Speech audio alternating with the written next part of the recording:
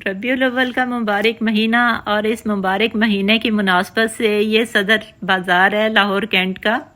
तो आप देखें कि कितना खूबसूरत लग रहा है, बहुत अच्छे तरीके से इसको सजाया गया है। तो ये 12 रबीउल अव्वल के बाद पूरा महीना ही इस तरह से ये सिलसिला जारी रहता है। मुख्तलिफ़ इलाकों में, मुख्तलिफ़ मोहल्लों में और बाज़ारों में लोग आपस में डिसाइड कर लेते हैं कि किस दिन कौन सा इलाका सजाया जाएगा।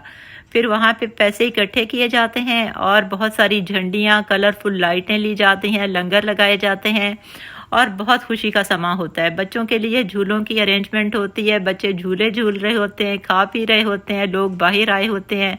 तो बड़ा अच्छा लगता है सब कुछ माशाल्लाह से। तो इस तरह फिर कमेटी बैठती है, बड़ी अच्छी नातें चल रही होती हैं, ऊंची आवाज़ में एक रौनक होती है और फिर कमेटी डिसाइड करती है जो इलाका अच्छी तरह सजाया जाता है उनमें इनामात तकसीम किए जाते हैं।